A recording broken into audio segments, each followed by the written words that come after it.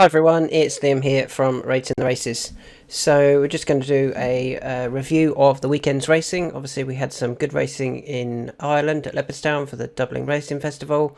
Had some at Sandown, and there was also a notable race for me at Musselburgh. Yeah, just the one I think. But let's go through some of those races and talk about what I saw. We're starting off with the 2 mile 6 furlong Grade 1 novice hurdle at Leopardstown, which Goodland was he was an impressive winner, beating Absolute Notions and Sandor Clegane. Disappointment was probably We've All Been Caught for Nigel Twiston-Davies. Tried to go forward, faded quite tamely in the end. I was hoping for a bit more from Grange Clare West as well, but that was quite disappointing. The Albert Bartlett is a race that I really am not a fan of. I don't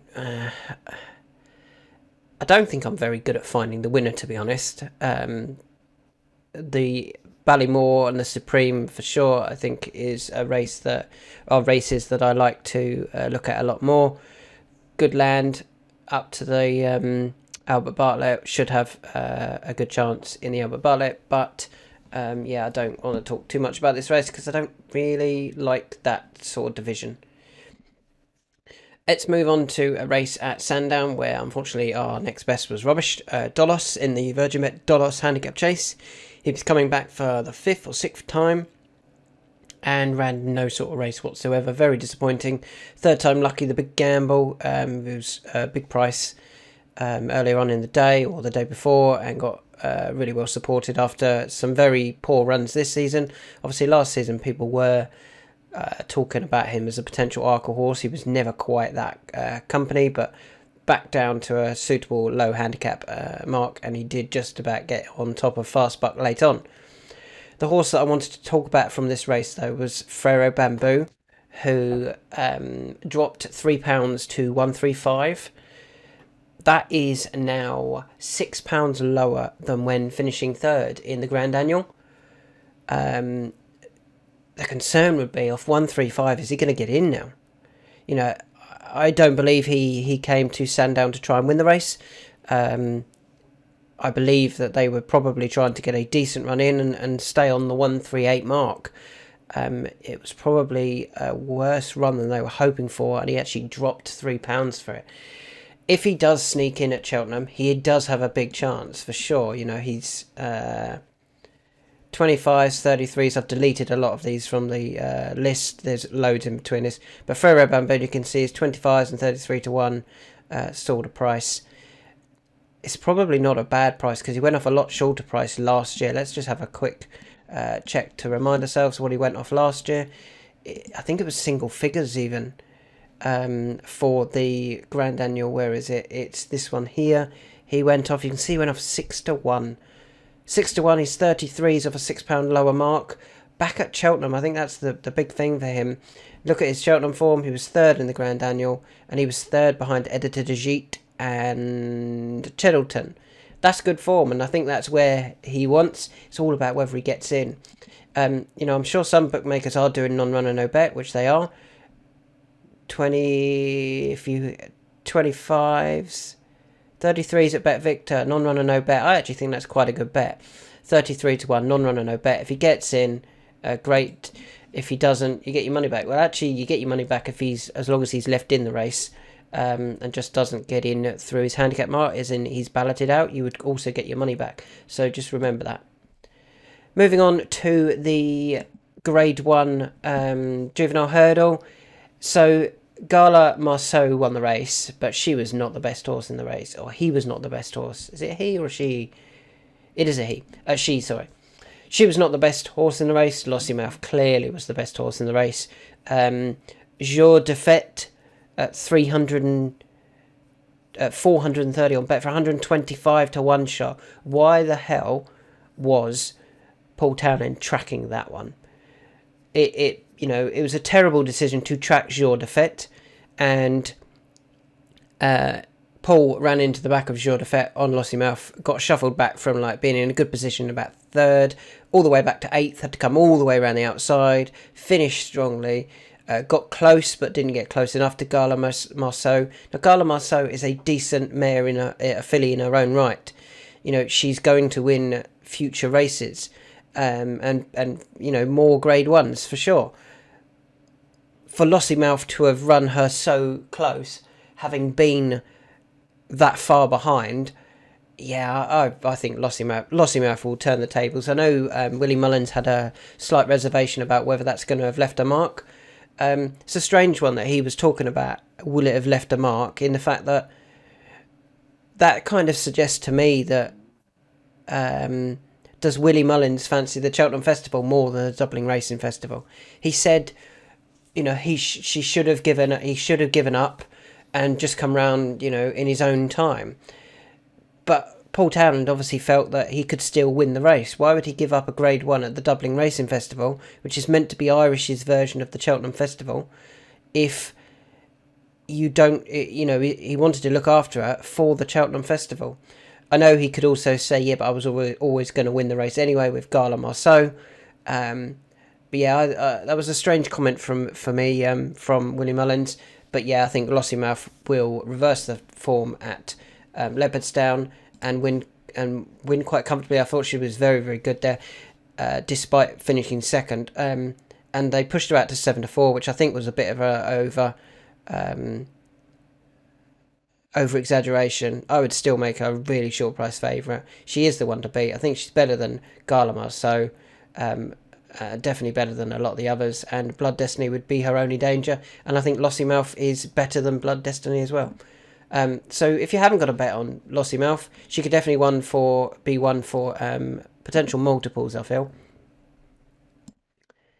Moving on to the Sandown Grade 1, the Scilly Isles, which Jerry Colombe won, beating Balco Coastal and Thunder Rock. Now, I thought it was a very good run from Jerry Colombe, having looked beaten, potentially, coming to the second last. The pair of them, Balco Coastal went past, Thunder Rock drew alongside, and you thought, Jerry's going to get beat here and lose his unbeaten record. But he battled really well and was very strong in the finish. Showed a bit of class about him to battle back and actually beat Balco Coastal and Thunder Rock.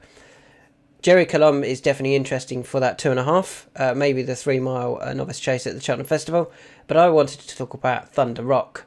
So Thunder Rock has actually dropped £1 for that, down to 149. The fact that he's now finished third twice behind, who was it, the Real Wacker, and was it the Real Wacker and Montmoral at Cheltenham? Now he's finished third behind Balco Coastal and Jerry Colombe. You're already looking at like third, fourth, maybe fifth at the Cheltenham Festival if you run in the Grade 1 events. And there's still horses that he hasn't run against. But off 149, step him up in trip to 3 mile, which he suggested he wanted last time out at Cheltenham. I think he goes very, very close in the Ultima handicap. I have highlighted this before, and he is now starting to go higher and higher up the list, or shorter in odds. 12s and 14s. I don't think that's a bad price for that horse. I think he's potentially got a bit of class about him, which some of the others may not have. And off 149 for the McNeil family, who also sponsor the race, they could have 2 with live chances in 3 under through 5 and Thunder Rock.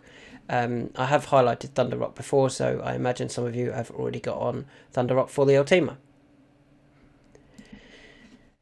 Moving on to the Irish Arkle. Now, for me, this was all about stamina. I know I tweeted it before that I felt El Fabiolo was the one who would step up in trip. Banbridge is stepping up in trip next time, going for the Turners. Bizarrely, I actually think if I wanted to win both of the races at the Cheltenham Festival, the Arkle and the Turners, I'd run El Fabiolo in the Turners still. He proved he stays really well. And I'd still run Appreciate It in the Arkle and go forward on Appreciate It, try and dominate and try and run them into submission.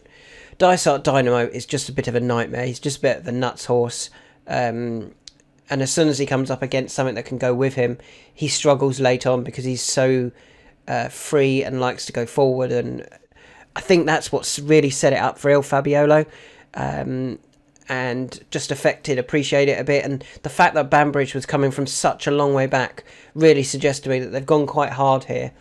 And that would I think, confirm my thoughts about El Fabiolo, who's probably the strongest stayer out of the three. Dysart Dynamo wants the minimum, and Appreciate It is 2 mile 2 sort of horse, probably doesn't want much further than that. You can't knock Appreciate It's Cheltenham form, so wherever he does go, he would surely have a decent chance. But I think they'll run him in the Turners now, and I think they'll go El Fabiolo in the Arkle. But if I was trying to win both races, I would actually switch them around. You can see that El Fabiolo is now the 2-1. Appreciate It is all sorts of prices. Moving on to the Virgin Bet Heroes Handicap Hurdle. It was a great result for us with Green Book winning. Suggested that he was a graded horse running in a handicap, and I think they knew that. Connections, they dropped him back to this, having run in graded races since. It was also a Pertemps qualifier, so you look at the front four, who could end up in the Pertemps final that could go well. Call Me Lord's probably a bit old. Jet of Magic and Schalke, I weren't that taken by their performances. Green Book is probably the one, but I have a feeling we might see him run in something else instead. Potentially wait for Aintree for a grade 1 at Aintree for Green Book. He's obviously gone up in the weights after winning that, and that would make things tougher in the Pertemps final. There is a horse coming up later in this video that I do like for the Pertemps final, so hang around for that if you're interested. Just having a quick look. Where is Green Book? 14s and 12s for the Pertemps final. If you did disagree with me there, that he can win again. Moving on to the Paddy Power Irish Gold Cup. Galopin de Champ won it, and he ended up winning it by a reasonable distance, but that was because of a mistake for Fury Road. And if you look at their in-running lows, look at Fury Road, went 1.6.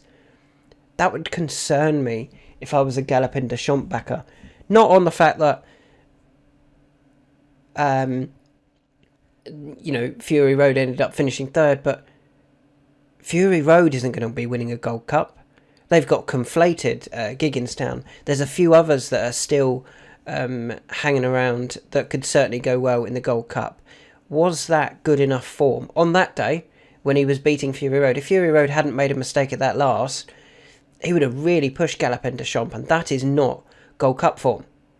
So that's very interesting, and I thought he should have been pushed out a little bit after that. Galopin de Champ, A Plutar, Brave Man's Game, Conflated, a Hoisinor, maybe, and Manella Indo are probably the ones that I'm still just as keen on to win as Galopin de Champ is in. I don't have a lot between any of those really. If you knew A Plutar was fit, you'd still fancy A Plutar, but he's not. It's not clear whether he is fit. But yeah, I just felt that wasn't Galopin de Champ's Cheltenham Festival winning form. He'll need to be better than that to win at the Cheltenham Festival in the Gold Cup. One horse that was a little bit noteworthy there was Any Second Now. He ran okay, finished fourth. The Irish handicapper actually dropped him £2, so keep an eye on that with the Grand National in mind. Got to remember that he finished second, having gone clear with Noble Yates. Noble Yates has gone up loads in the handicap since then, is now the second favourite for the Gold Cup. Any Second Now could have potentially been beaten by a Gold Cup placed horse, and an improving Gold Cup placed horse. You sometimes get horses dropping down from a Gold Cup into the Grand National, having been there before, like Santini, for example, last year. Whereas Noble Yates was doing the opposite, and Any Second Now pushed him all the way to the line. And obviously, as we know, Sam Tristan-Davis got a ban for his ride because he overused the whip. I wonder what he'd get now. With the new rules coming in, I think they come in next week, don't they? What he would end up whip ban-wise for his ride on Noble Yates. But anyway, that's in the past. Let's continue with what's coming up. So we had the 3 mile handicap at Leopardstown, where Percival Legalois did win it. Maxim was a bit disappointing back in 12th, but if you watch the run through from Maxim, he got absolutely no run turning in, and I don't think they pushed him out that hard afterwards. If you've got him for the Pertemps final, don't worry. I think you've still got a great chance. If you haven't got him for the Pertemps final, I think he's almost backable now. You know, they pushed him out to 6s and 7s for that. If he'd got a clear run, he would have gone very, very close. I think he would have won, you know, with a clear run. I think he's that far ahead of his mark. I think once he didn't get the clear run, the jockey was very easy on him and didn't want to get too close and give him a hard race. I think back at Cheltenham for the Pertemps final, I think he'll go much, much closer, and I think he'll run a really big race still. The 2 mile handicap chase was won by final orders. Wow, doesn't he keep improving? What's that? 5 on the bounce. 6 of his last 7 have been wins. 2 seconds as well. Very, very good form. Clearly still improving. He's now favourite for the Grand Annual. Our selection in the race was Phil Dudery. Jumped atrociously. He made 3 or 4 bad mistakes and one that cost him any chance, and he was allowed to come home in his own time after that. He finished 10th. I don't think he'll go to Cheltenham, Phil's Dudery, but I would be interested if he came to Aintree. I think his 155.6 back here was at Aintree. It was. I think it was beaten by Langadan that day, the very well handicapped Langadan. And they went clear of the rest for him and Phil's Dudery. Keep an eye out for Phil's Dudery for that red rum handicap chase back at Aintree.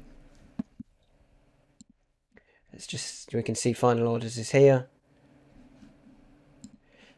Moving on to the Ladbrokes Novices Chase. This was probably one of the best performances I felt of the weekend from Mighty Potter. I can see why Willie Mullins ran them all against him, because he doesn't have anything to challenge him. Kilcruit, not good enough. James Burley jumped atrociously. Gaillard de Menil probably wants a bit further than that. I mean, adamantly chosen, finishing second at 40-1, kind of shows that the others some of them have run below par for sure.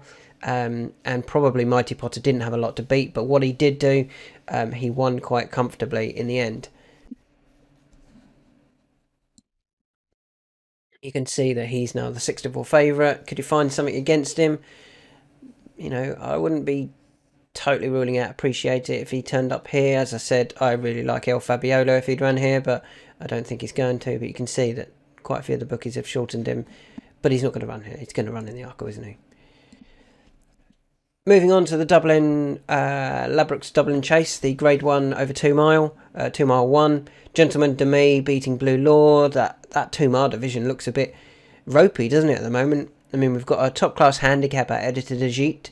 We've got a inconsistent horse in Gentleman Demi. Blue Lord has now been beaten. Edwardstone's been beaten. Energumen's been beaten. Did Nicky Henderson rush things with Shishkin and go, we can't run over 2 mile then? You've had one bad run over 2 mile, Shishkin, other than the one at Cheltenham when he was clearly something was wrong. I think the fact that he's not going to have another run, or possibly not have another run before then, it probably is the right decision to not run in the Champion Chase. The Champion Chase could be weak, and I wonder if a bit of a surprise horse could win it. You know, something like Grianatine or that one. I mean, every single horse has now been beaten. You don't often get that in the Champion Chase. You often get horses that come in there 3 from 3 or 4 from 4 for the season. Energumen's been beaten. Edwardstone's been beaten twice. Editor de Gite's been beaten on his return in a handicap. Gentleman de May beaten many times. Blue Lord at the weekend. Grianatine a few times. Nube Negra a few times. And the rest, I think it's a really weak Champion Chase this year. There'll be a few trainers and owners disappointed that they don't have a horse for it. Moving on to the 2.5 mile handicap chase at Leopardstown. As you can see, I was quite keen on Indigo Breeze, and he ran no sort of race. So he dropped £2 to 133 in Ireland. His Irish handicap marker's now 133. He's been to Leopardstown before, and he got beat over 2.5 miles in a novice hurdle by 71 lengths. That's not a class, a grade A handicap chaser form. So I just wonder whether he's atrocious at Leopardstown. And with that in mind, I think he's worth giving another go when he's back at Cheltenham We know his form at Cheltenham. It was a good run last time when he was second over 3 mile behind, was it the Real Wacker, I think. It was a good run. And he's also run well before. He was 8th in a Coral Cup back in 2022. That's not a bad run. The plate could really suit him. I think it could be... He could be now a decent price. You can see I've removed a lot of those in between, so he's not 5th favourite, but he's available at 25s now. 20s non-runner no bet. I don't think that's a bad price. I think if he goes there, he will run a decent race, better than what he ran at Leopardstown, and hopefully he just hates Leopardstown. I say hopefully because I'm already on Indigo Breeze for the plate. Back to Musselburgh, and there's the Boss's Oscar. Finished 3rd in the Pertemps qualifier. I think he's something like £9 lower in the weights than he was last year. The jockey actually took another 7 off. I think the plan here was simply to place. The reason I say that as well, he was 10 to 1 in the morning. He went off 40 to 1. 10 to 1 out to 40 to 1 is a huge drift. That's a massive drift. Probably suggesting he wasn't there to win the race. He was just there to qualify. He and actually turning in, I thought he was going to win it when Brandon McQueen, I think, tried to skip away from the front, but the Boss's Oscar was still cruising. Struggled to pick up from the top of the straight, but then ran on quite nicely after the last to close again on the first and second horses. He's finished second in the Pertemps final 2 years ago off a much higher mark, or much higher being £9 higher mark. And I think he's very, very interesting for it. He's 14s and 12s. Somebody asked me, are you happy with 14 to 1? And to be honest, yeah, I would be. If you were quick and you were watching the race, I was watching the race. He finished 3rd, qualified. They then put him in and he was slightly bigger price. And then people started to have bets on him. But 14 to 1, I don't think there's anything wrong with that. He went off 100 to 30 last time he ran in the Pertemps final 2 years ago. And as somebody pointed out on Twitter, it's probably going to be an easier race, as in a less quality field. There's still going to be potentially well handicapped horses, but are they going to be as quality? Mrs. Milner, if she was running in this, where is she in terms of her ability compared to a lot of these? I think she's right at the top. So the Boss's Oscar at 14s, I don't think is a bad price at all for the Pertemps final. A few more to go. We'll start off with the Irish Champion Hurdle. Stateman won it, Honeysuckle 2nd, Vauban 3rd. I think that kind of rules Vauban out for me for the Champion Hurdle. Can't beat Honeysuckle, can't beat Stateman. How is he going to win at the Cheltenham Festival when he's also got Constitution Hill in there? And it's not like they don't have Cheltenham form, the others. So Honeysuckle today has been confirmed as going for the Mares. Probably going to take on Epatante in the Mares. I think that was 1st and 3rd, therefore, from the Champion Hurdle. The following year end up back in the Mares, or end up in the Mares Hurdle, which is very strange. So Stateman won it quite comfortably, and he's going to be the biggest danger to Constitution Hill. But I don't think he's going to be a huge danger to Constitution Hill. I can still see Constitution Hill coming to the last 3 or 4 lengths clear and powering clear up the final hill. He doesn't want to turn it into a bit of a sprint, but I think he'd be winding it up so that as they're turning into the straight, he's moving fast without Nico doing too much, whilst the others are one by one coming off the bridle. Where do you run the others? I don't know. Zanahiyr ran okay, but probably isn't going to... I think Zanahiyr will turn up in the Champion Hurdle, and I can still see him finishing 4th or 5th, beating those that tried to go with Constitution Hill and Stateman. We just have a quick look at the odds for this. Constitution Hill still 1 to 4, 4 to 11. I mean, when a horse wins a Grade 1 in Stateman, and you've still got a horse at 1 to 3, 1 to 4, it just demonstrates how classy he is. He is, I think he will be regarded as one of the best horses we've ever seen. But let's get the Champion Hurdle done first. Next one I want to talk about was the 2 mile Grade 1 Novice Hurdle, which Il Était Temps won it, beating In the Pocket. Dark Raven third, Irish Point, Facile Vega. What on earth was the jockey doing on Facile Vega? There's been quite a few tweets made showing how fast they went, how fast he and High Definition went from the front. Way too fast. Don't know what that was from Paul Townend. That was a terrible ride. But do you know what it's done? In my opinion, it's made Facile Vega a backable price. You can actually see that people have just started to latch on and realise that there was an over exaggeration, or I can't think of the word. Basically, people took this and went, "Oh my god, he's useless, he's fifth." No, watch the race, understand what happened. He'll be much better next time, and I still think he'll win. You know, Facile Vega and Lossiemouth probably isn't a bad double now. You go back a couple of weeks and you'd have got a much shorter price double. I think they both still win. I think Facile Vega will win, and I think Lossiemouth will win. Obviously, we are on Marine National, so we're hoping that Facile Vega doesn't. But I just feel that I think Facile Vega is quite smart, and that was just a terrible, terrible ride at Leopardstown. One more I want to talk about from the weekend. Gaelic Warrior, obviously very impressive winner of the Liffey Handicap Hurdle. 78 grand in the bank. Job done for them. I think the interesting one from the race, possibly, was Ballyadam. Finished third. Gaelic Warrior's not going to run in a handicap. I think he went up 9 or 10 for that. He'll be in the Supreme or the Ballymore. Ballyadam finished 5th last year in the County Hurdle, off the same mark as he is rated in Ireland, so he might be slightly too high. But he'll be one that I'll be keeping an eye on for his UK mark, because he was never near a 5th that day last season in the Champion County Hurdle, and you can actually see it down here. This 159.1. It was a really good effort. Yeah, just keep an eye on Ballyadam's handicap mark for next time back in England. He's very, very interesting.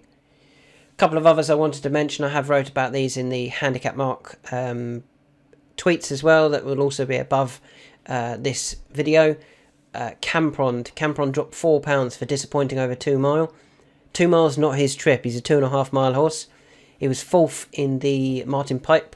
No, he wasn't. He was 4th in the Coral Cup last year, off a mark of 140. He's now down to 138. And as James tweeted earlier, that was on ground that probably didn't suit him. So he's very interesting going back for that Coral Cup. Jackamar is the other one I want to talk about. He's gone up £3 for winning earlier on in the week. I've always said he's a Class 3 horse or a poor Class 2 horse. And there is a race that he could certainly go to, and that is a Class 2 just after the Cheltenham Festival, over 2.5 at Kempton. With that, it being just after the Cheltenham Festival, the best horses don't run there. They end up at Cheltenham. And he's won he's won a race at Kempton. He's won from 2, but the other one was in a jumper's bumper.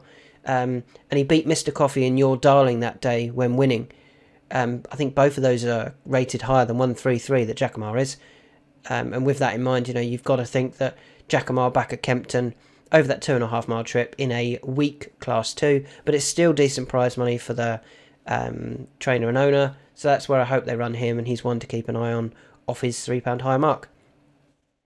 So there's some thoughts for Cheltenham. Oh, just very quickly, going back to Ballyadam, he has been priced up, and you can see he's 12s and 14s. Considering he went off, I think, 50s or 40s last year, it's not the best price, as he might even be off a higher handicap mark. So there's some thoughts for Cheltenham and a review of the weekend. Hope you enjoyed that, and there will be some more videos coming this week looking at all of the horses that we've spoken about in all of the races at the Cheltenham Festival.